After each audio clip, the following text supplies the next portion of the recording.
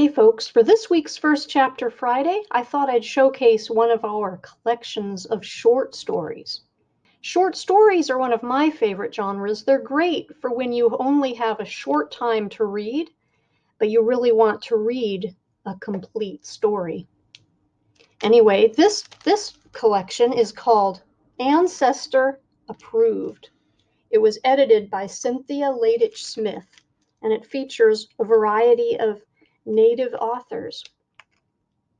Native families from nations across the continent gather at the dance for Mother Earth Powwow in Ann Arbor, Michigan. In a high school gym full of color and song, they dance, sell beadwork and books, and celebrate friendship and heritage. They will meet far distant relatives, shadowy spirits, and sometimes each other, plus one scrappy res dog. And most importantly, they will share their stories. Here is an excerpt from Fancy Dancer by Monique Gray Smith. Mom walked a bit lighter on the earth. My little sister Susie giggled louder, and I gained a dad. Most people would call him my stepdad, but there's nothing step about him at all. My father, the man whose genes run through me, had left 2 years earlier when I was 9. One day he just never came home from work. Mom tried to explain it to us, but we already knew that things weren't good between them. Kids know. Adults don't think we do, but we do. What I didn't expect was that he never came to see us. He never even phoned, ever. It was hard to see how much Susie missed him. You probably think that as his son, I must have been sad, but I wasn't. I was the opposite. You see, my father was not a kind man. Not to me or my sister, and especially not to my mom. That was the hardest part of all, watching how he hurt my mom. His temper was only one reason why I was relieved when he left. When my parents found out they were pregnant with me, my father moved Mom far away from Saskatchewan and her family. While she kept in touch through email, I had never met my grandparents, aunties, uncles, or any of my cousins. No one had ever come to visit us, and we'd never gone to visit them. I looked it up on a map once, and Saskatchewan, Canada, is pretty far from Ann Arbor, Michigan. My father never said it, but I'm pretty sure he hated that my mom was Cree. Why else would he forbid her to speak Cree in our house, or practice our ceremonies, or do anything at all that was part of our culture? I do have one memory of my mom celebrating her culture. I was about 7 or 8. It was the middle of the night and I was thirsty, so I headed to the kitchen to get a drink. As I got close, I noticed a light flickering and music playing. The music was new to me, but the drumbeat was powerful, like it was calling me closer. I peeked around the corner to see what was going on in the kitchen, and there was my mom, dancing. She stood tall, her head high, shoulders back, and her feet softly moved to the beat of the drum. In her hand was what looked like a bundle of feathers, and just like her feet, she moved it to the sound of the drum. I watched until the music stopped, and Mom blew out the candle. I made my way back to bed without her knowing that I had seen her dancing. That night I learned something really important. I had always known my mom was strong, but now I knew she was way stronger than I'd thought. In the middle of the night, she was keeping her culture, our culture, alive. 9 years of living with my father meant I knew almost nothing about who I truly was. I'm pretty sure he was ashamed of us, or at least that's how it felt. He often told Susie and me that we'd be better off in life if we had looked more like him and his Irish ancestors, but we didn't. There was no questioning we were native. I always knew Mom was proud of me, and that was all I needed. At least that's what I thought, until she brought Paul home. Paul quickly became a regular at our dinner table and around our house. He's Cree like us, but from Treaty 8 territory in Alberta. He came to teach for a semester and loved it so much he stayed. Paul and Mom both work at the University of Michigan. That's where they met. He came into the library looking for a specific book, and my mom, who is a librarian, helped him find it. They've been pretty much inseparable since then. Not long after Paul came into our lives, Mom got back in touch with her family, our family. Although we hadn't been able to go to Saskatchewan to meet them, we were using FaceTime a couple of times a week. I was liking getting to know everyone, and there were a lot of them.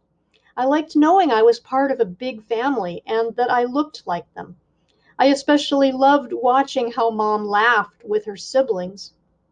Now, Mom walks every day just like she did that night I saw her dancing. Head high, shoulders back. A couple of months after Paul moved in, we were driving home from a good day of fishing out at Olson Park when he turned on the stereo. Out of the speakers came the same music that Mom had on that night I saw her dancing in the kitchen. The drumbeat went right to my heart. I could feel the rhythm, and my head began to move to the beat. "You ever been to a powwow?" Paul asked. "A what?" "Guess that answers my question." "What's a powwow?" I asked him. "Only one of the greatest weekend events ever." And? And he glanced at me and could see I really had no idea what a powwow was. Well, where do I begin? It's both a ceremony and cultural gathering where we dance, sing, visit, and laugh. There's always a heck of a lot of laughing, Paul chuckled. Then there's the food. My mouth waters just thinking about the fry bread, loaded with butter and salt. Oh, and can't forget the Indian tacos. He turned to me with a grin. No powwow is complete without at least one Indian taco. Paul wiped the back of his hand across his mouth. After a moment, he added, "But really, for me and how I was raised, powwow is a way of honoring our traditions, our families, and our ancestors." "Is it just us?" I asked. Native Americans? Our family had hidden who we were for so long that I wasn't sure what to call us. Mostly, yes. Native people travel from all over to go to powwows, but non-natives are welcome too. That's part of the beauty of the powwow, the sharing of cultures. He turned his head toward me. We have one of the biggest powwows in the United States right here in Ann Arbor. It's called the Dance for Mother Earth Powwow. Really? Paul nodded. "I noticed you dancing in your seat. I think you have the moves to be a fancy dancer." "Okay, first of all, I don't even know what a fancy dancer is. And second," my father's voice rang through my mind. "Hope you got some brains in that head of yours, 'cause you sure ain't got any hopes of being on any sports team." He had laughed and then mocked me more. "Unless you plan on being the water boy, but you'd probably screw that up too." I leaned my head against the window. "I'm not good at anything that requires coordination, like sports, so I'd probably suck at this fancy dancing thing." As we drove along Pontiac Trail, I watched the trees go by and wondered if I'd ever stop hearing my father's voice in my head. We were almost home when Paul started talking again. "Your mom's told me some of the stories of how your dad treated you, how he treated all of you." He looked over at me for a moment and then back to the road. "I'm sorry that happened." "Why are you sorry? You didn't do anything." "You're right. I didn't. But I can still be sorry that you had to experience that. No child or woman should ever be treated like you, Susie, and your mom were. It helps me understand a little bit why you think you wouldn't be any good at fancy dancing. But for what it's worth, I think you could be good.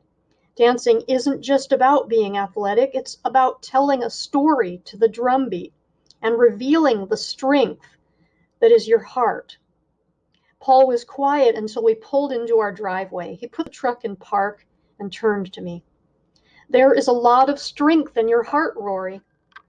You can let the unkind things your father said define you, or what? I asked. Or you can define yourself, including what you want to be good at. There are always going to be people who want to pull you down. That's the hurt in their heart. But it's up to you whether you let them succeed. We sat in silence except for the powerful beat coming out of the speakers.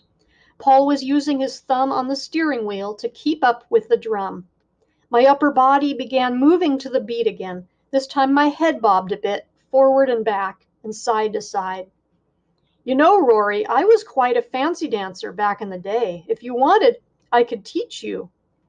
I turned to look at him. Really? Sure, I'd love to. Hesitantly, I responded, okay, might help if I knew what a fancy dancer was. Paul laughed. I suppose it would.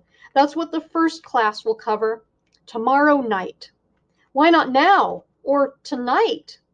Paul laughed again and slammed the steering wheel with his hand. See? I knew there was a dancer in there. Give me a night to clear out the garage. We're going to need space for you to get your moves on. I can help you clean it. I was counting on that. Paul turned to me and tousled my hair. Maybe we can get your mom and Susie to help us. And this has been a preview of Ancestor Approved.